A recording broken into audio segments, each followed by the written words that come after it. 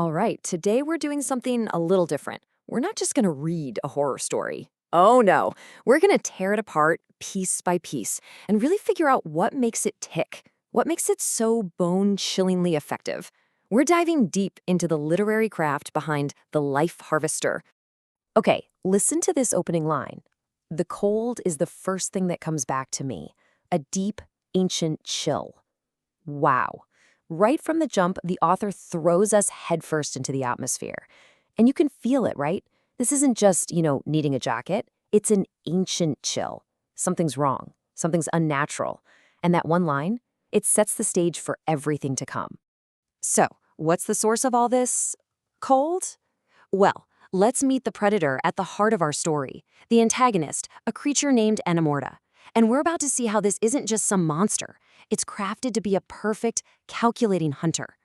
So here's the official definition. Enemorta, the life harvester, a patient, ancient being that feeds on the life force of mortals, cloaked in the cold of the abyss. Now, the name alone, right, Enemorta, it kind of sounds like enemy and death smashed together. But the author gives it this title, the life harvester. Think about that. That's so much creepier than just calling it a vampire or a demon. It sounds methodical, like it's farming us, and that is just deeply unsettling. And right away, the author shows us the creature's whole game. This thing is a walking contradiction. It's not just a monster, it's a trap. It's like a living, breathing Venus flytrap. You've got the lure on one side, this deliberate, deceptive beauty. And then you've got the truth on the other, the absolute horror that's lurking just underneath. This two-faced nature, that's the secret to its whole hunting strategy. All right, let's zoom in on that lure, the art of the disguise. How is this thing put together and why does it work so damn well? I mean, just listen to the word choice here. It is fantastic. It says its form is a vessel, not a body, a vessel. The beauty isn't real, it's deliberate and deceptive. And even when it's describing something beautiful, like pale skin, it's compared to the underbelly of a winter fish. It just drips with this cold, alien, lifeless feeling. It's the perfect way to show us the predator that's hiding in plain sight. And here we see that lure doing its job. The victim's brain is literally at war with itself. You've got his survival instinct, his hindbrain, that's just screaming at him to run. But that's being drowned out by a much more familiar fantasy, right?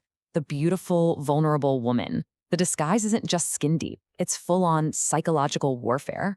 Okay, so a perfect predator needs the perfect place to hunt, right? Let's talk about the setting, this hot house of vulnerability. Because the author is so smart here, they make the location itself a key part of the horror.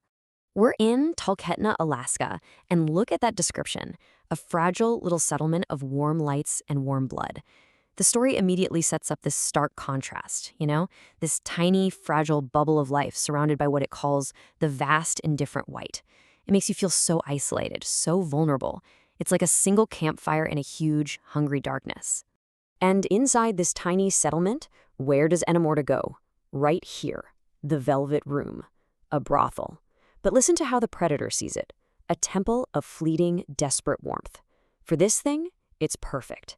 It's drawn to the one place that acts like a magnet for all the emotions and vulnerabilities it loves to feed on. So why is this place so perfect for a hunt?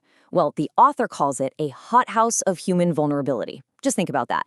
It's a place where loneliness and desire are basically the currency.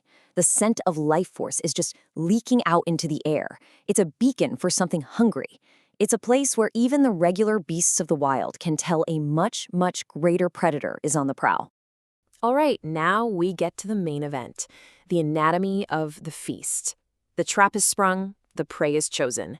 Let's break down the hunt itself, step by chilling step, and see just how methodical this thing really is. This isn't random, it's a process, a horrifyingly calculated sequence. Step 1, the lure. A beautiful woman appears. Step 2, the hook. That voice, described as stolen from 1,000 lonely dreams, just reels him in.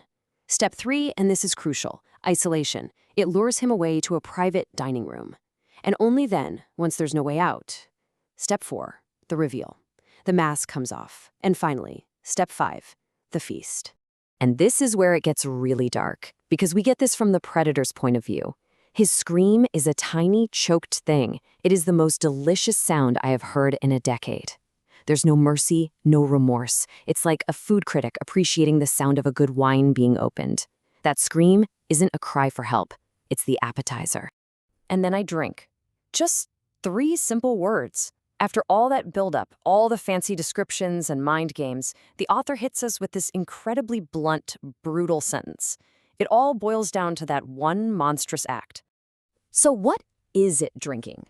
The story is really clear. This isn't about blood or flesh.